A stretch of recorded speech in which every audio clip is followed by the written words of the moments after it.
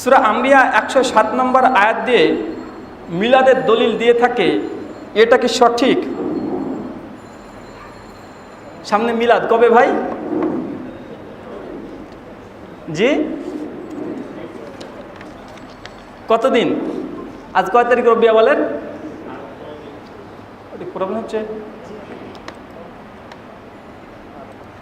রবিউল মাস সামনে, মিলাদ চলে এসেছে। তো মিলাদ, তো বিষয় হচ্ছে ভাই, মিলাদ যদি শরীয়তে বা ইসলামে থাকে, তো প্রথম হচ্ছে আবু বকর রাদিয়াল্লাহু তাআলা আনহু, আল্লাহ রাসূল মৃত্যুর পরে ক বছর খিলাফত চালিয়েছে? 2.5 বছর। তো তিনি তো কমপক্ষে না হলেও 2.5 বার না পেলে 2 বার তো 12 রবিউল পেয়েছে। আবু বকর রাদিয়াল্লাহু তাআলা আনহু তিনি কি ওখানে মিলাদ করেছেন? এমন কোনো ইতিহাস আল্লাহ মৃত্যুর পরে ঘটা করে একটা সাহাবাদেরকে নিয়ে মদিনা অলিতে গলিতে এই জুলুস বের করেছে, এমন কোনো প্রমাণ আছে? এমন কোনো প্রমাণ তো তারাও দিতে পারছে না, আর আমরা তো অনেকক্ষণ ধরে খুঁজে বেড়াচ্ছি যে আমরা পাচ্ছি না। তো ভাই বলুন তো, তাহলে এটা কিভাবে হবে? এটা কিভাবে বলা যায় যে আল্লাহ রাসূলের জামানাতে মিলাদ ছিল? যারা স্বয়ং বলছে যে মিলাদ করতে হবে, তারাও এই দাবি করছে। আগে তাদের দাবি ছিল এটা আল্লাহ রাসূলের মৃত্যুর 600 বছর পর এটা শুরু হয়েছে। কত বছর পর? 600 বছর। ইদানিং মুখোশধারী মুফতি সাহেব যারা কিছু আছে, তারা নতুন করে গবেষণা করে কোরআন থেকে মিলাদ পেয়েছে। তবে সূরা আম্বিয়া 107, ওয়ামা আরসালনাকা ইল্লা রাহমাতুল আলামিন, যে আল্লাহ সুবহানাহু ওয়া তাআলা বলছেন যে বিশ্বনবীকে বিশ্ববাসীর জন্য রহমত স্বরূপ প্রেরণ করেছেন। এই যে আল্লাহ রহমত বলেছেন, তো এইখান থেকে যেহেতু প্রেরণ করেছেন, তো যেদিন সেদিন রহমতের দিন, তা সেই দিনে কি করার দরকার? বেশি বেশি করে মিলাদ পাঠ করার দরকার, মিষ্টি খাওয়ার দরকার। ভাই সাধারণ মানুষ, যে ছোট্ট একটা বাচ্চা ছেলে, সে বুঝতে এটা কখনো মিলাদের দলিল হতে পারে না। তো আল্লাহ সুবহানাহু যেহেতু রহমত স্বরূপ বলা হয়েছে, তার জন্যই যদি মিলাদ পাঠ করতে আমাদের সকলকে হয়, তো ভাই কয়েকটা জিনিস, যে আল্লাহ মুহাম্মদ সাল্লাল্লাহু আলাইহি ওয়াসাল্লাম তার নিজ নাতিকেও তিনি রহমত স্বরূপ বলেছেন। সে বুখারী খুলবেন, হাদিস না 5655।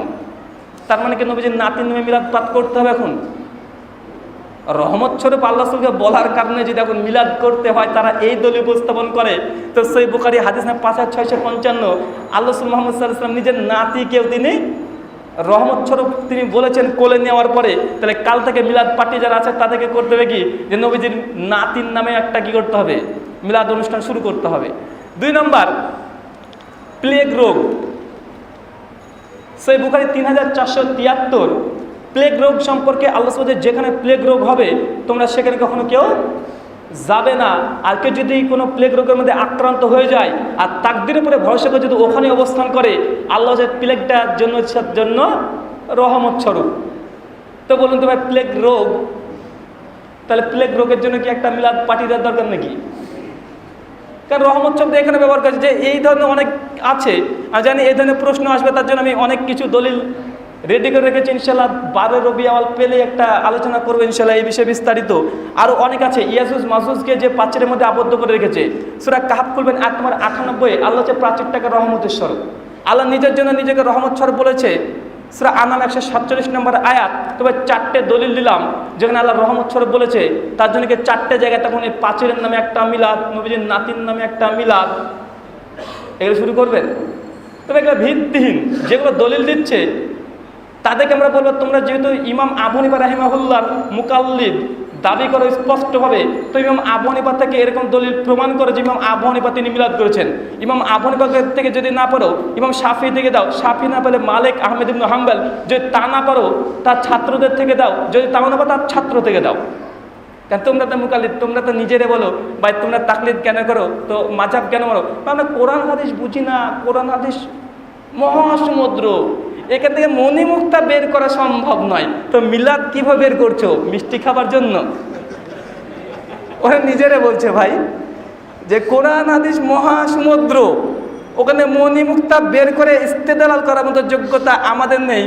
যখনই বলছে মিলাদের দলিল নেই, আর মৌলভী সাহেব, হুজুর সাহেব এবং কোরআন থেকে মিলাদ খুঁজে বের করেছে। মানুষ কত কি বের করছে, বিজ্ঞানের ফর্মুলা বের করছে কোরআন থেকে, আর হুজুর বের করেছে মিলাদের দলিল। খুব বাহাদুরি, মিষ্টি পাবে। আরে ভাই আমরা বলি যে মৌলভী সাহেব মিষ্টি খেতে চাইলে আমাদের কাছে নিজে নিয়ে মাঝে মধ্যে এই ধর্মকে বিক্রি করে ব্যবসা করিয়েন না। কোরআনের আয়াতকে অপব্যাখ্যা করে জনসংখ্যা ধোঁকা দিয়ে বোকা বানিয়ে নিজেকেও পরকালে ক্ষতিগ্রস্ত এবং অন্যকেও ক্ষতিগ্রস্ত করিয়েন না। কারণ এটা সকলে জানে, আপনার নিজেরা বলেন যে মিলাদটা হচ্ছে বিদাত, হলো বিদাতে হাসানা। ভাই বলে কি বলে না ভাই? বিদাত মানে তারা নিজেরা বলে যে মিলাদ হচ্ছে এটা বিদাতে হাসানা, মানে ভালো বিদাত। তার মানে বিদাত কি? যেটা আল্লাহ রাসূল করেনি, সাহাবা রাদিয়াল্লাহু তাআলা আনহু করেনি, তাদের সংজ্ঞা। তার মানে বোঝা গেল যেটা আল্লাহ করে, আল্লাহ রাসূল করেনি, সাহাবারা করেনি, সেটা তো বিদাত। তাই কোরআন হাদিস থেকে দলিল থাকবে কিভাবে? মানে বিদাতে হাসানার দলিলের প্রয়োজন নেই, আবার দলিল হচ্ছে কি ব্যাপার? সবই সাংঘর্ষিক। একটা মিথ্যাকে ঢাকতে গেলে 100 খান মিথ্যা লাগে। ঠিক একটা আমলকে সহি প্রমাণ করার জন্য তাদের যে আগেগুলো কথা হচ্ছে সবগুলো পরস্পর বিরোধী, সাংঘর্ষিক হচ্ছে। এটা ধোঁকা দেওয়া হচ্ছে। এটা শুধুমাত্র মিষ্টি খাওয়ার জন্য মিলাদ, পবিত্র কোরআন সুন্নাতে মিলাদ করতে হবে এমন মর্মে কোনো কিছু নেই। এসব ধোঁকাবাজি।